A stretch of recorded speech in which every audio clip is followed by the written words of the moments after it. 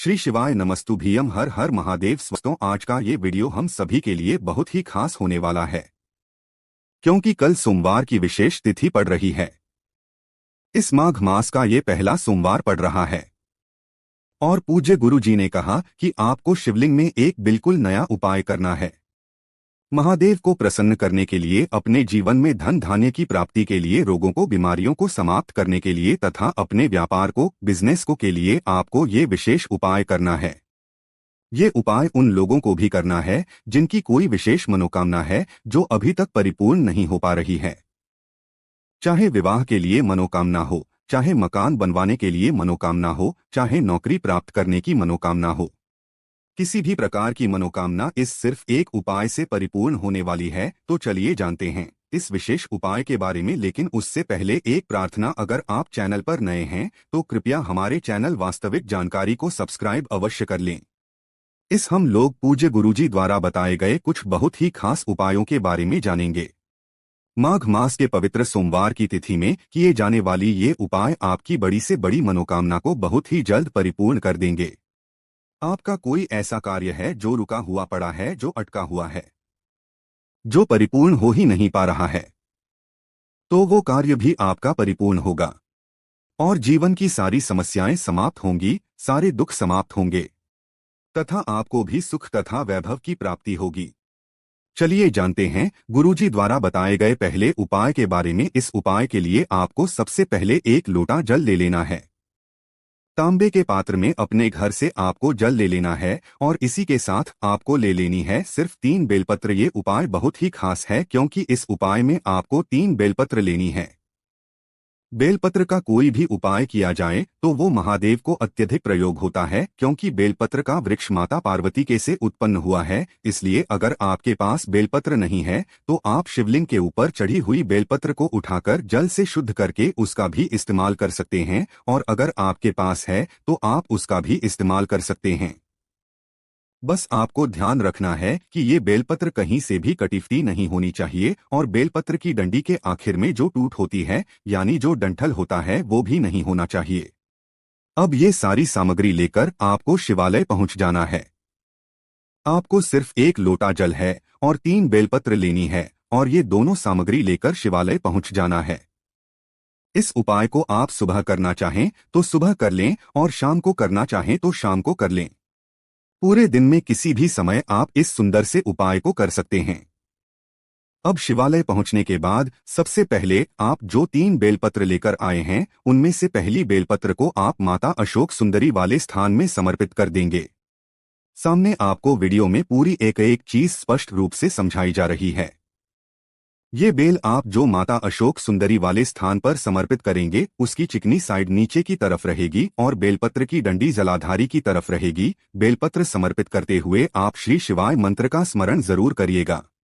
इसके बाद आपको दूसरी बेलपत्र लेनी है और ये आपको माता पार्वती का जो हस्तकमल होता है, यानी शिवलिंग का जो कटी भाग होता है, शिवपिंडी जिस स्थान पर रखी रहती है, वही माता पार्वती का हस्तकमल कहलाता है और उसी स्थान पर आपको ये कर देनी है।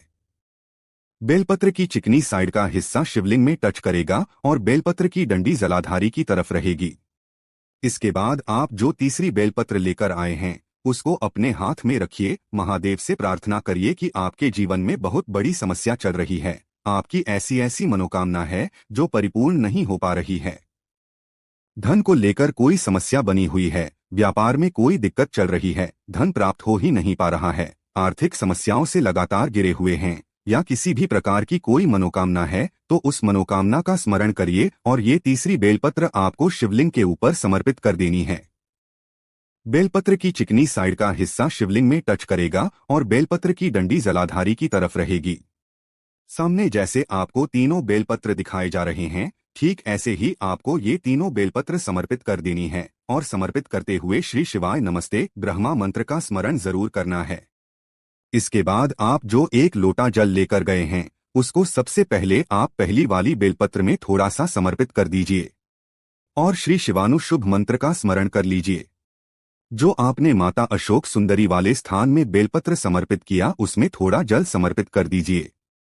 फिर उसके बाद माता पार्वती के हस्तकमल के ऊपर आपने जो दूसरी बेलपत्र रखी है उसके ऊपर थोड़ा सा जल समर्पित कर दीजिए और श्री शिवानु शुभ मंत्र का स्मरण कर लीजिए। इसके बाद जो तीसरी बेलपत्र है उस बेलपत्र के ऊपर आप ये बचा हुआ पूरा जल धीरे धीरे अर्पित करते जाइए और लगातार श्री शिवाय नमस्तव मंत्र का स्मरण करते जाइए। इसके बाद जलाधारी से जो जल नीचे गिर रहा है उसको थोड़ा सा अपने हाथ में लेकर अपने ऊपर इस जल का छिड़काव कर लेना है और वहीं शिवलिंग के सामने 1 या 2 मिनट रुककर श्री शिवाय नमो दिव्य मंत्र का स्मरण करते हुए फिर आपको वापस अपने घर आ जाना है। पूज्य गुरु जी कहते हैं कि जो भी व्यक्ति किसी भी सोमवार के दिन आप इस उपाय को किसी भी सोमवार को कर सकते हैं या फिर को कर सकते हैं या फिर प्रदोष व्रत में कर सकते हैं या फिर सोमवार की अष्टमी में कर सकते हैं। अगर इनमें से किसी भी एक दिन आप इस उपाय को करके अपनी प्रार्थना महादेव से बोल देते हैं तो महादेव आपकी प्रार्थना को बहुत ही जल्द परिपूर्ण कर देते हैं। अब जानते हैं गुरु जी द्वारा बताए गए दूसरे खास उपाय के बारे में जो आपके जीवन में धन की प्राप्ति करवाने के लिए। इस उपाय के लिए आपको एक दीपक ले लेना है। आप चाहे तो मिट्टी के दीपक का भी इस्तेमाल कर सकते हैं या अपने घर पर शुद्ध आटा मारकर उसका दीपक बनाना चाहते हैं तो उस दीपक का भी आप इस्तेमाल कर सकते हैं। इस दीपक में आपको लंबी रुई की बाती का प्रयोग करना है, लेकिन बाती आपको आर पार लगानी है, यानी एक लंबी रुई की बाती हो या फिर 2 बाती हो और दोनों आर पार हो जाएं, यानी 2 मुखी दीपक हो जाएं। 2 मुखी दीपक हो जाए और उस दीपक में आपको घी का इस्तेमाल करना है। शुद्ध देसी गाय का घी मिल जाता है तो आपके उपाय के लिए सर्वोत्तम होता है। ये जो होंगी वो एक शिव के लिए होगी और दूसरी शक्ति के लिए होगी, यानी शिव और शक्ति को प्रसन्न करके अपने जीवन में धन धान्य को प्राप्त कराने के लिए, धन धान्य की वृद्धि के लिए ये उपाय सर्वोत्तम है। आपने ये 2 बाती वाला दीपक तैयार कर लिया। इस दीपक के साथ ही आपको एक चावल का दाना ले लेना है। अब ये दीपक लेकर आपको पहुंच जाना है शिवालय। इस उपाय को आप शाम के समय में ही करेंगे।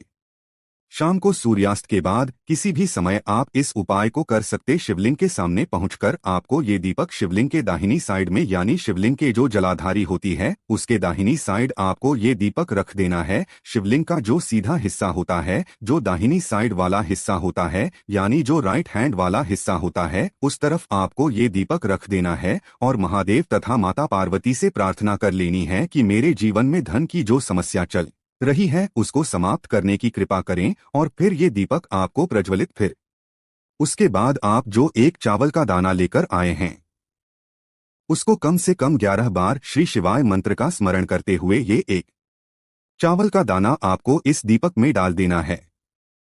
फिर उसके बाद वहीं शिवालय में शिवलिंग के सामने थोड़ी देर बैठकर श्री शिवाय नमो दिव्य मंत्र का स्मरण करते हुए आपको वापस अपने घर आ जाना है। पूज्य गुरु जी कहते हैं कि चावल का दाना हमारे जीवन की आर्थिक समस्याओं को समाप्त करने के लिए होता है तथा माता लक्ष्मी की अनन्य कृपा कराने के लिए होता है।